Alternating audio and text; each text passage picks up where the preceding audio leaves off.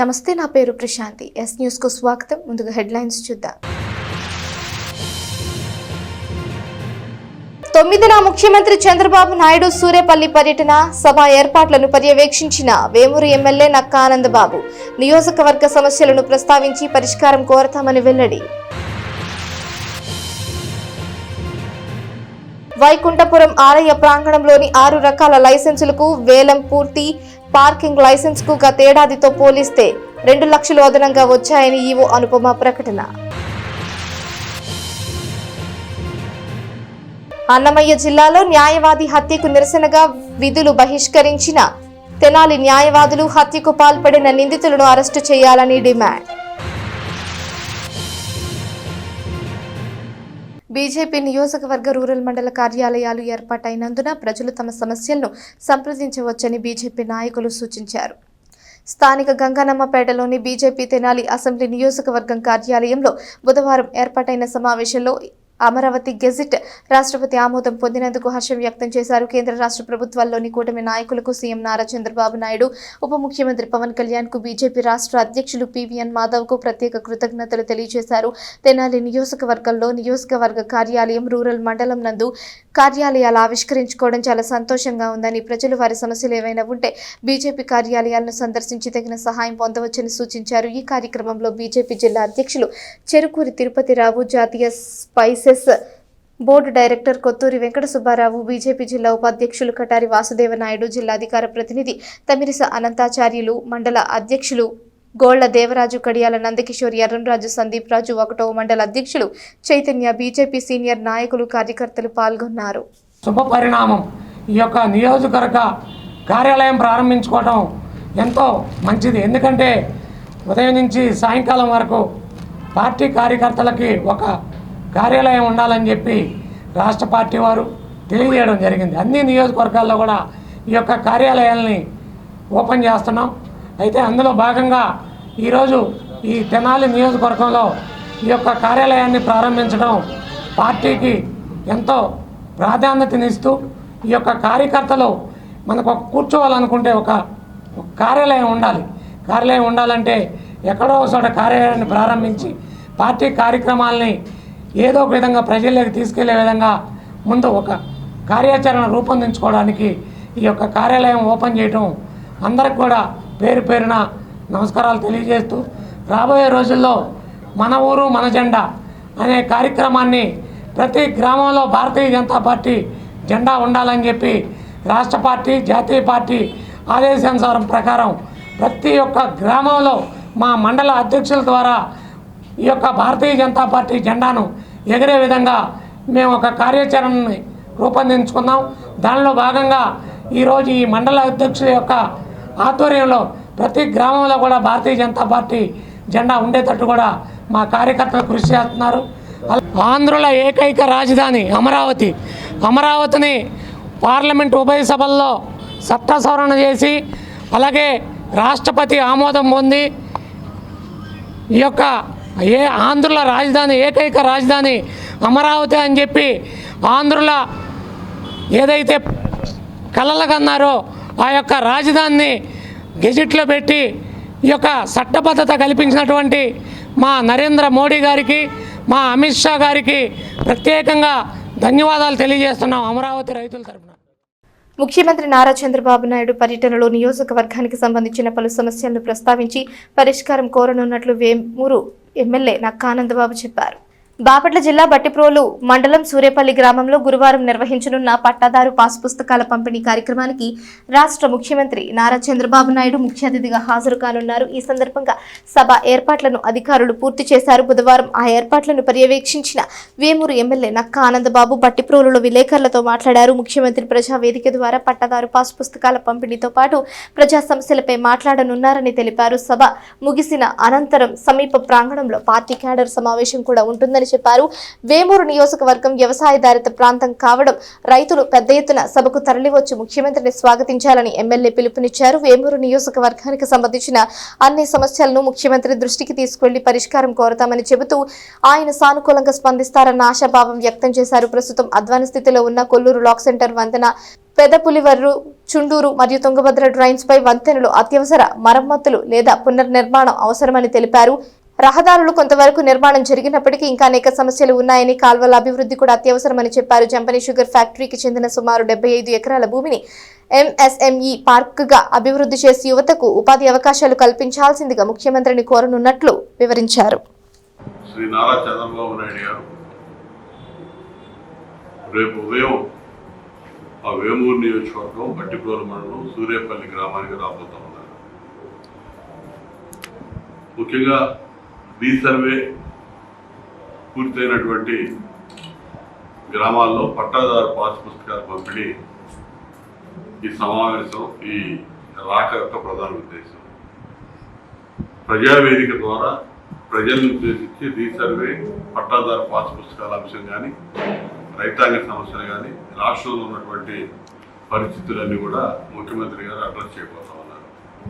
అదేవిధంగా ప్రజావేదిక సభ ముగిసిన తర్వాత పార్టీ క్యాడర్ మీటింగ్ కూడా ఆ వేదిక పక్కనే మరో వేదిక దగ్గర పార్టీ క్యాడర్ మీటింగ్ కూడా జరగబోతా ఉంది. ప్రజావేదిక కార్యక్రమానికి వేలాదిగా ప్రజలు తరలివెళ్ళమని చెప్పి ఆహ్వానిస్తూ ఉన్నారు. ముఖ్యంగా రైతాంగం వేమూరు నియోజకవర్గంలో పూర్తిగా వ్యవసాయ ఆధార జీవనం సాగించేటటువంటి ప్రజలు ఉన్నటువంటి ప్రాంతం. ఈ ప్రాంతంలో ముఖ్యమంత్రి గారి పర్యటనని, వారు రైతులను ఉద్దేశించి చేసేటటువంటి ప్రసంగాన్ని మనం ఆస్వాదించాల్సిన అవసరం ఉంది, ఆహ్వానించాల్సిన అవసరం ఉంది. ఈ అంశాన్ని ఏమన్నా మనకు సమస్యలు కూడా ముఖ్యమంత్రి గారి దృష్టికి తీసుకెళ్ళడానికి నేను కూడా నోటంతా కూడా సిద్ధం చేసుకుంటా ఉన్నాను. ఖచ్చితంగా వారి నుంచి ఆశాజనకమైనటువంటి స్పందనని ఆశిస్తూ ఉన్నాను. ఖచ్చితంగా వారి చేస్తారని కూడా ఆశిస్తూ ఉన్నాను. ఇవన్నీ కూడా ప్రజలు కూడా, ఎందుకంటే మొట్టమొదటిసారిగా ఈ 22 నెలల పరిపాలన తర్వాత కూటమి ప్రభుత్వం చంద్రబాబు నాయుడు గారి నాయకత్వంలో ఏర్పడ్డాక మన నియోజకవర్గంలో జరుగుతున్నటువంటి మొట్టమొదటి పర్యటన కాబట్టి దీన్ని దిగ్విజయం చేయడానికి తెలుగుదేశం పార్టీ, కూటమి పార్టీల శ్రేణులు, ఇతర రైతు సోదరులందరూ కూడా దిగ్విజయం చేయమని చెప్పి పిలిపిస్తూ ఉన్నారు. ఇలా మనం ప్రధానంగా ఎదుర్కొన్నటువంటి సమస్యలు కూడా, కొన్ని సమస్యలు ఉన్న నియోజకవర్గంలో వాటిని ముఖ్యమంత్రి గారి దృష్టికి కూడా తీసుకెళ్ళడానికి నేను సిద్ధంగా ఉన్నాను. ఇరిగేషన్ కెనాల్స్ మీద కొంచెం అధ్వాన స్థితిలో ఉన్నటువంటి వంతెనల నిర్మాణం కోరాల్సిన అవసరం ఉంది. కొల్లూరు లాకుల దగ్గర కానీ, పెదపులేరు కానీ, చుండూరులో కానీ, ఈ తుంగభద్ర డ్రైన్ మీద, బ్యాంక్ కెనాల్ మీద ఉన్నటువంటి వంతెనలు కూలిపోయే ప్రమాదం కనపడతా ఉంది. ఆ వంతెన స్థానంలో కొత్త వంతెనల నిర్మాణానికి నిధులు కేటాయింపు కానీ, డెల్టా ప్రాంతంలో ఉన్నటువంటి మన ప్రాంతం రోడ్లు కొంచెం మన ప్రభుత్వం వచ్చిన తర్వాత బాగు చేసుకున్నాం వాళ్ళకి, మిగిలిన బాగున్నటువంటి రోడ్ల నిర్మాణానికి కూడా నిధులు అడగాలి. అదేవిధంగా ఇరిగేషను, కాలువలు, డీసిల్టింగ్ పనులకు కానీ, డ్రైనేజ్ వ్యవస్థ బాగు చేయడానికి కానీ కొన్ని ప్రణాళికలు సిద్ధం చేశాం. దానికి సంబంధించి కూడా నిధులు అడగాలని చెప్పి ముఖ్యమంత్రి గారిని నేను సిద్ధం చేయడం జరిగింది. అదేవిధంగా ఎన్వీఆర్ షుగర్ ఫ్యాక్టరీ, గంపని షుగర్ ఫ్యాక్టరీ ఆల్రెడీ క్లోజ్ అయిపోయింది, లిక్విడేషన్కి వెళ్ళిపోయింది. ఆ ప్లేస్లో దానికి ఉన్నటువంటి కొద్ది సమస్యలు ప్రభుత్వం, ముఖ్యమంత్రి గారు పరిష్కరించి ఆ స్థలం దాదాపు 77 ఎకరాల స్థలం ఉంది. దాన్ని ఏదైనా ఎంఎస్ఎంఈ పార్క్ కింద మార్చి ఇక్కడ స్థానికంగా ఉన్నటువంటి యువతరానికి, నిరుద్యోగులకి ఆ ఎంఎస్ఎంఈ పార్క్ ద్వారా పారిశ్రామిక అభివృద్ధికి కూడా తోడ్పాటు అందించమని ముఖ్యమంత్రి గారిని కోరాలనుకుంటున్నాను. ఇవన్నీ కూడా మన సమస్యలు ముఖ్యమంత్రి గారి దృష్టికి తీసుకెళ్తాను. సమస్యలతో పాటు 22 నెలల కాలంలో చేసినటువంటి ప్రగతి కూడా ముఖ్యమంత్రి గారు 5 సంవత్సరాలు నిర్లక్ష్యానికి గురైనటువంటి ప్రాంతం ఈ 22 నెలల కాలంలో ఇంటర్నల్ రోడ్స్ కానీ, సీసీ రోడ్ల నిర్మాణం కానీ, ఆఖరికి పొలాలకు వెళ్ళే డొంక రోడ్ల నిర్మాణం కూడా దాదాపు 15 కోట్ల రూపాయల ఎన్ఆర్ఈజీఎస్ నిధులతో పూర్తి చేసాం. అదేవిధంగా ఆర్ఎన్బి రోడ్లు, పంచాయతీరాజ్ రోడ్లకి కొంత నిధులు ఇచ్చి మొత్తం కూడా బాగు చేసే కార్యక్రమం చేశాం. కొన్ని నిధులు కూడా టెండర్ దశలో ఉన్నాయి. మొత్తం కూడా పిలిచి ఆర్ఎన్బి, పంచాయతీరాజ్ రోడ్లకు సంబంధించి కొన్ని నిధులు శాంక్షన్ అయి ఉన్నాయి. వీటన్నిటికి కూడా ధన్యవాదాలు తెలియజేస్తా ఉన్నాను ముఖ్యమంత్రి గారికి. ఇవన్నీ అంశాలు కూడా ముఖ్యమంత్రి గారు దృష్టికి తీసుకెళ్ళడానికి నేను సిద్ధంగా ఉన్నాను. మన నియోజకవర్గంలో ఉన్నటువంటి ప్రజలు, పార్టీ శ్రేణులు ఈ కార్యక్రమాన్ని విజయవంతం చేయడంలో ప్రతి ఒక్కరూ బాధ్యత తీసుకోవాలని. అన్నమయ్య జిల్లాలో న్యాయవాది దారుణ హత్యకు నిరసనగా తెనాలిలో న్యాయవాదులు కోర్టు విధులు బహిష్కరించి నిరసన వ్యక్తం చేశారు. నిందితులను కఠినంగా శిక్షించాలని నినాదాలు చేశారు. తెనాలి కోర్టు ప్రాంగణంలో బుధవారం న్యాయవాదులు విధులు బహిష్కరించి తమ నిరసనను తెలియజేశారు. అన్నమయ్య జిల్లా పీలేరుకు చెందిన న్యాయవాది ఎల్లయ్యను దుండగులు అతి కిరాతకంగా హత్య చేయడాన్ని న్యాయవాదులు తీవ్రంగా ఖండించారు. కేంద్ర రాష్ట్ర ప్రభుత్వాలు న్యాయవాద రక్షణ చట్టాల్ని తీసుకురావాలని నినాదాలు చేశారు. అలాగే న్యాయవాదుల మీద జరిగే దాడులను ప్రత్యేక న్యాయస్థానాల ద్వారా విచారించి త్వరితగతిన నిందితులను శిక్షించాలని డిమాండ్ చేశారు. దేశవ్యాప్తంగా న్యాయవాదుల మీద జరిగే దాడులను మేధావి వర్గాలు తీవ్రంగా ఖండించాలని అన్నారు. న్యాయవాదులకు రాష్ట్ర ప్రభుత్వం అండగా ఉండాలని, చనిపోయిన న్యాయవాది కుటుంబానికి నష్టపరిహారం ఇవ్వాలని, నిందితులను వెంటనే పట్టుకుని కఠినంగా శిక్షించాలని డిమాండ్ చేశారు. ఈ కార్యక్రమంలో తెనాలి బార్ అసోసియేషన్ అధ్యక్షులు బేతాళ ప్రభాకర్, కార్యదర్శి హరిదాసు, గౌరీశంకర్, సీనియర్ న్యాయవాదులు తాడిబైన శ్రీనివాసరావు, రాతంశెట్టి సుబ్బారావు, షేక్ కరీమను, మదిర సురేష్ కుమార్, ఆర్ వెంకటేశ్వరరావు, గ్రంథి జయరామకృష్ణ, స్టాలిన్, షేక్ శంషా బాషా, రవికృష్ణ, వెంకటేశ్వరరావు, చందుమోహన్, గాంధీ, శ్రీనివాస్ సుబ్రహ్మణ్యం తదితర న్యాయవాదులు పాల్గొన్నారు. అన్నమయ్య జిల్లా కేవీపల్లి మండలం పీలేరు కోర్టులో పనిచేస్తున్న ఎల్లయ్య అనే యువ న్యాయవాదిపై భయంకరమైన బ్రూటల్ మర్డర్ జరిగింది. దానికి కారణం ఏంటంటే అక్కడ స్థానికంగా అక్కడ ఒక డెకాయిటీ జరిగితే అక్కడ ముద్దాయిల్ని ఆయన ఐడెంటిఫై చేయటం, వాళ్ళ గురించి పోలీస్కి ఇంటిమేషన్ ఇచ్చేయడనే కోపంతో అతని కుటుంబాన్ని ఇంటి మీదకి వచ్చేసి దాడి చేయడం జరిగింది. ఆ దాడిలో ఆయన అక్కడికే ప్రాణాలు ఇవ్వడం జరిగింది. అడ్డం వచ్చిన వాళ్ళ తల్లిదండ్రులను ఇద్దరు కూడా నరకడం జరిగింది. వాళ్ళు కూడా ఇప్పుడు హాస్పిటల్లో ట్రీట్మెంట్ తీసుకుంటున్నారు. అసలు ఏంటంటే న్యాయవాది స్వేచ్ఛగా ప్రాక్టీస్ చేసుకునే పరిస్థితి లేకుండా పోయింది. న్యాయవాదులకు ఒక చట్ట పరిధి అనేది ఏర్పాటు చేసి ఒక ప్రొటెక్షన్ యాక్ట్ కావాలని చెప్పి కేంద్ర రాష్ట్ర ప్రభుత్వాలను ఎప్పటి నుంచో మేము కోరుతున్నాం. ఇటీవల తెలంగాణ ప్రభుత్వం అడ్వకేట్స్కి ఈ అడ్వకేట్ ప్రొటెక్షన్ యాక్ట్ని ఇంప్లిమెంట్ చేయడం కోసం వాళ్ళు అసెంబ్లీలో తీర్మానం కూడా జరిగింది. అలాగే మన రాష్ట్ర ప్రభుత్వం కూడా స్పందించి ఇమ్మీడియట్లీ ఈ అడ్వకేట్ ప్రొటెక్షన్ యాక్ట్ని కల్పించాలని చెప్పేసి డిమాండ్ చేస్తూ ఈ రోజున ఉమ్మడి గుంటూరు జిల్లా, విజయవాడ అన్ని బార్ అసోసియేషన్లు అందరూ కూడా ఈ యొక్క దుశ్చర్యను ఖండిస్తూ విధులు బహిష్కరించాము. అందువలన మేము ఈ బార్ అసోసియేషన్లో కూడా మేమంతా న్యాయవాదులందరం కూడా ఆ చనిపోయిన న్యాయవాదికి న్యాయవాదులు ఎప్పుడు వారి యొక్క విద్యుక్త ధర్మాన్ని నెరవేర్చడానికి విశ్రమించబోరు. ఇంకా రెట్టించిన ధైర్యంతో, రెట్టించిన ఉత్సాహంతో అన్యాయం మీద పోరాడుతూనే ఉంటారు. మరి న్యాయవాదుల రక్షణ చట్టాన్ని తక్షణమే అమల్లో తీసుకొచ్చి న్యాయవాదుల భద్రత కొరకు, రక్షణ కొరకు ప్రభుత్వం తగు చర్యలు తీసుకోవాల్సినటువంటి సమయం ఆసన్నమైంది. న్యాయవాదులకు పటిష్టమైన రక్షణ చట్టం కావాలా?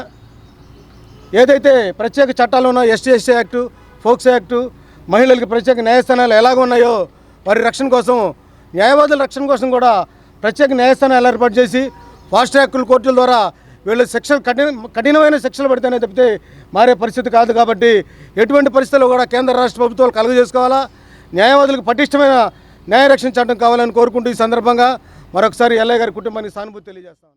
12వ తరగతి తర్వాత నేరుగా బోధన రంగంలో ప్రవేశపెట్టిన 4 ఏళ్ల డిగ్రీ కోర్సుపై అవగాహన అవసరమని Maulana Azad national Urdu university Hyderabad dean school of education and training professor Vanaja Mahadasu అన్నారు. స్థానిక జేఎంజే మహిళా కళాశాలలో బుధవారం understanding the structure curriculum and implementation of ITEP అనే అంశం మీద ఒకరోజు వర్క్షాప్ను కళాశాల యాజమాన్యం నిర్వహించింది. ముఖ్య అతిథిగా Maulana Azad national Urdu university Hyderabad dean school of education and training professor Vanaja Mahadasu హాజరయ్యారు. Integrated teacher education programme ITEP అనేది NEP 2020 ప్రకారం 12వ తరగతి తరువాత నేరుగా బోధనా రంగంలోకి ప్రవేశపెట్టిన 4 సంవత్సరాల డిగ్రీ కోర్సుకు సంబంధించిన అంశంగా తెలిపారు. Maulana Azad national Urdu university department of education and training associate professor doctor Mohammed Rafi విశిష్ట అతిథిగా పాల్గొన్నారు.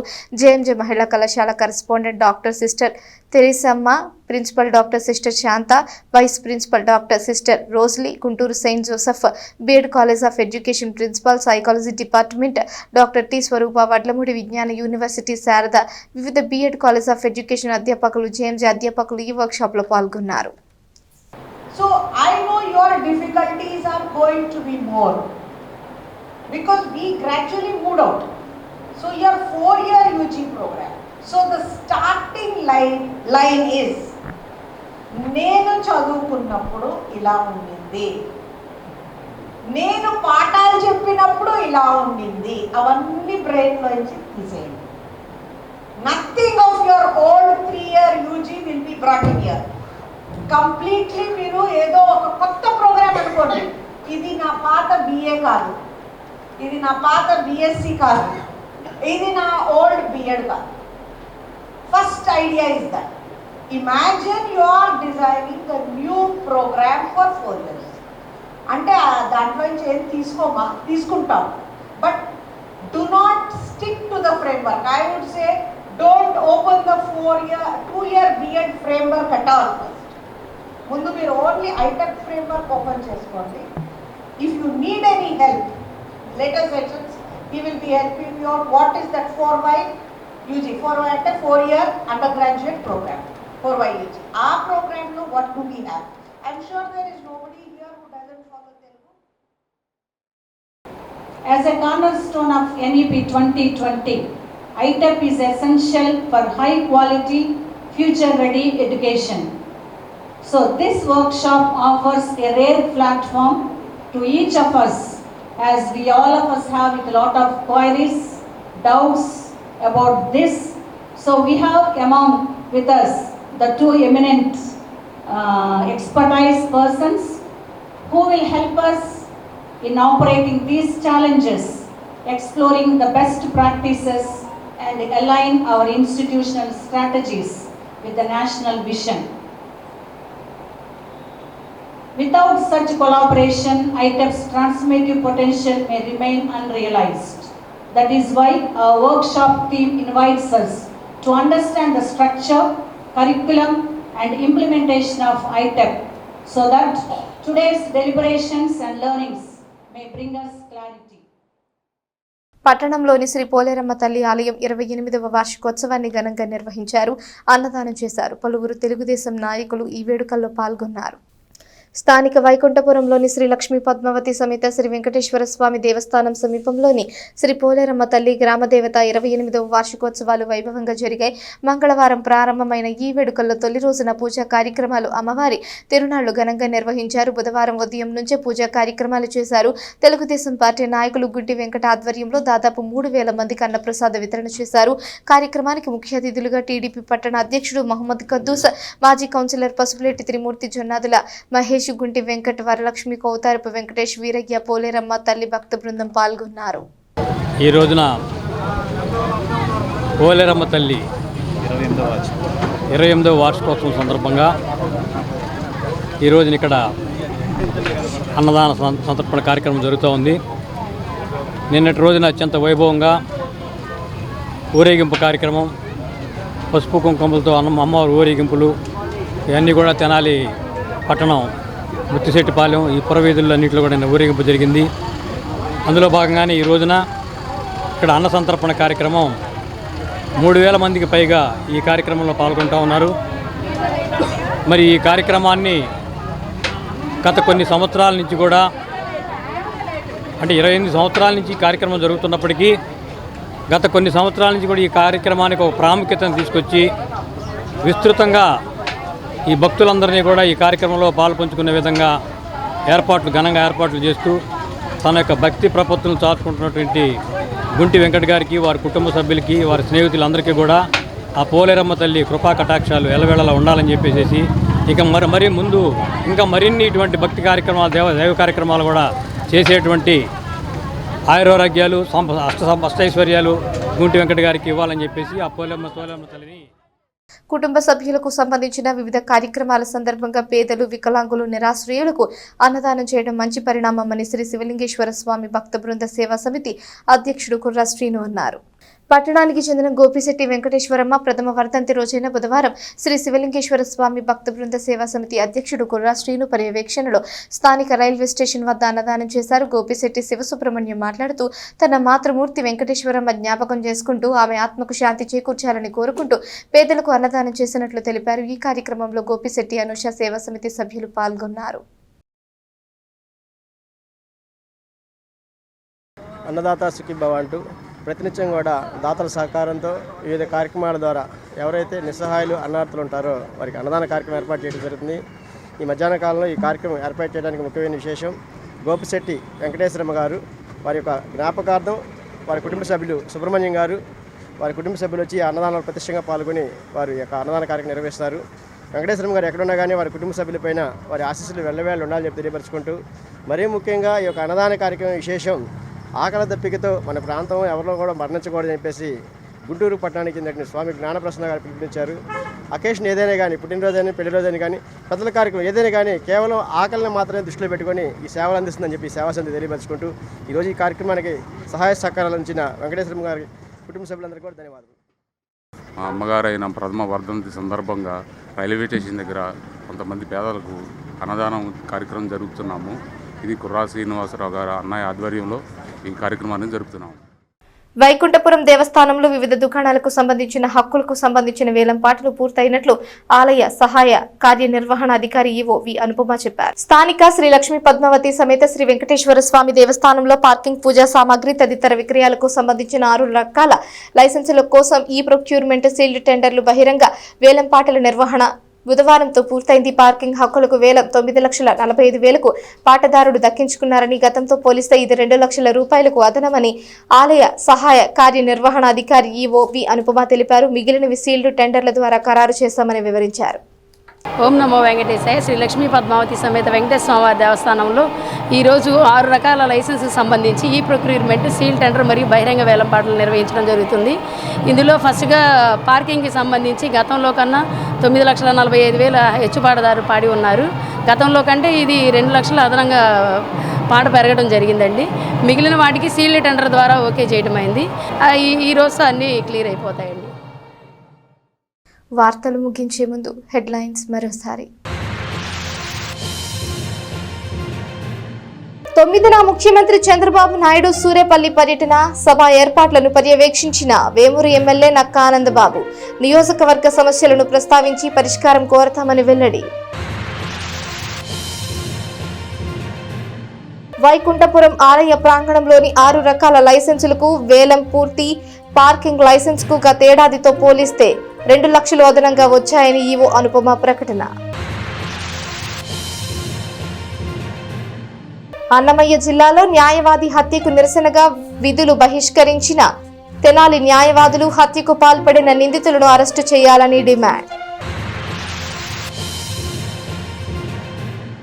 ఈ వార్తలు ఇంతటితో సమాప్తం. తిరిగి ప్రసారమయ్యే ఎస్ న్యూస్లో మళ్ళీ కలుసుకుందాం. అంతవరకు సెలవు. నమస్కారం.